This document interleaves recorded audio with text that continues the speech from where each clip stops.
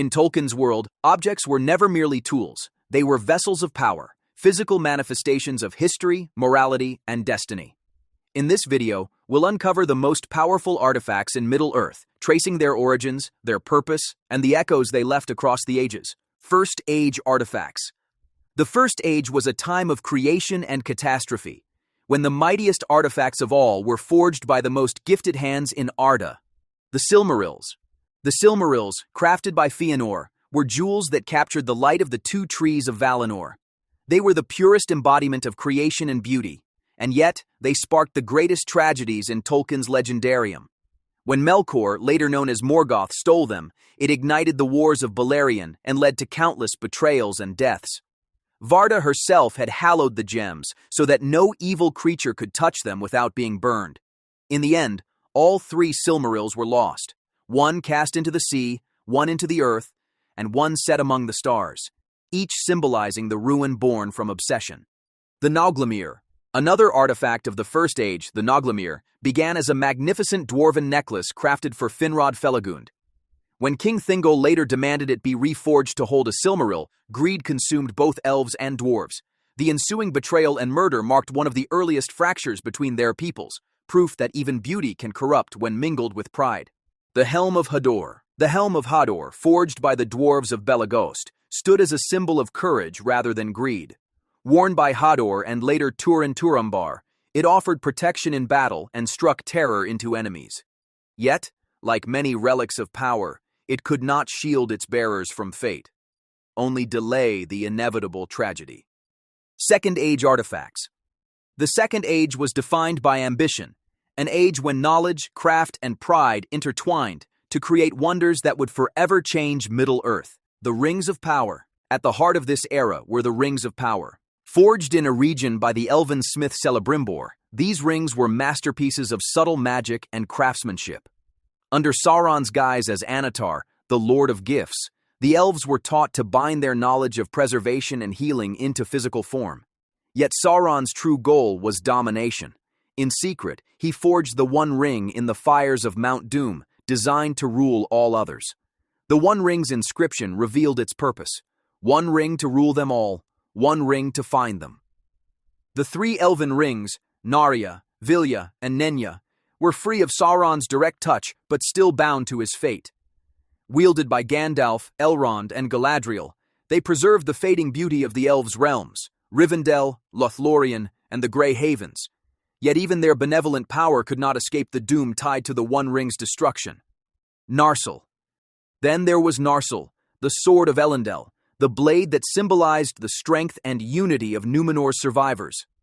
In the War of the Last Alliance, Elendil fell beneath Sauron's might, and Narsil was shattered.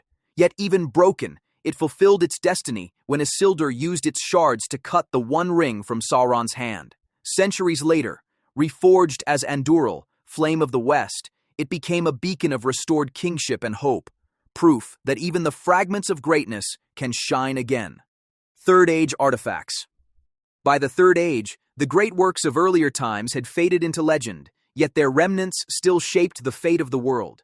The most powerful artifacts that endured from this era carried both the wisdom and the warnings of ages past. The Phial of Galadriel. The Phial of Galadriel was a gift of light and hope. Crafted from the fountain of Lothlorien and blessed with the radiance of Arundil's star, itself a Silmaril, it was given to Frodo Baggins as a weapon against the shadow. In the dark tunnels of Shelob's lair, its light pierced the malice of the spider's web and the very fear of Mordor. Though small, the Phial symbolized the endurance of good, proof that even the faintest light can defy utter darkness. The Elisar. Then there was the Elisar, or Elfstone, a green gem said to bring healing and renewal to all it touched. Passed down through elven hands, it was given to Aragorn by Galadriel as both a gift and a sign of destiny. The Elisar bound the legacy of elves and men, representing renewal after ruin, a fitting emblem for the man who would restore the kingdoms of Gondor and Arnor. The Palantiri. The Palantiri, or seeing stones, were remnants of Numenor's high knowledge, crystal orbs used for communication and vision across great distances. But like all great power, their use came with peril. Sauron's influence through the Ithilstone corrupted Saruman and ensnared Denethor in despair. What once connected kingdoms became instruments of ruin, reminders that even wisdom can falter when pride seeks to see too far. Hidden or lesser-known artifacts. Not all power in Middle-earth gleamed with gold or burned with enchantment. Some artifacts, often overlooked, held influence through subtlety, courage, and wisdom, forces that shaped history in quieter ways. The Girdle of Melian. The Girdle of Melian was among the most remarkable enchantments of the Elder Days. Woven by the Maya Melian, it formed a vast, invisible barrier around the kingdom of Doriath. None could enter without her leave, not orcs, men, nor even most elves. For centuries, this spell shielded the Sindar from Morgoth's darkness. But when Thingol's greed over the Silmaril led to bloodshed, Melian's sorrow broke her protection. Doriath fell soon after, proving that even the mightiest wards can fail when corrupted by pride. The Black Arrow. The Black Arrow was far humbler, a simple heirloom passed down to Bard the Bowman of Esgaroth, yet it carried the legacy of precision, skill, and faith. When Smaug descended upon Lake Town, Bard loosed his final arrow into the dragon's only weakness, felling the greatest terror of the Third Age. In that single strike, an unassuming weapon became legend, reminding us that courage can make even the smallest relic mighty. The Druidin Drums. The Druidin Drums of the Woses, the reclusive forest people of the Druidin, were artifacts of sound and deception. Their rhythmic thunder could mimic the march of armies, confusing enemies and turning battles. During the War of the Ring, they helped Theoden's riders reach Minas Tirith unseen. The drums were proof that power can dwell in unity and cunning, not just in metal or magic. The legacy of power in Middle-earth. Across every age, the artifacts of Middle-earth reveal a single truth. Power is never neutral. Whether forged in the light of Valinor or the fires of Mount Doom, each creation carried within it the will and flaws of its maker. The Silmarils embodied perfection, yet kindled endless wars. The Rings of Power offered preservation, but became chains of corruption. Even relics meant for good.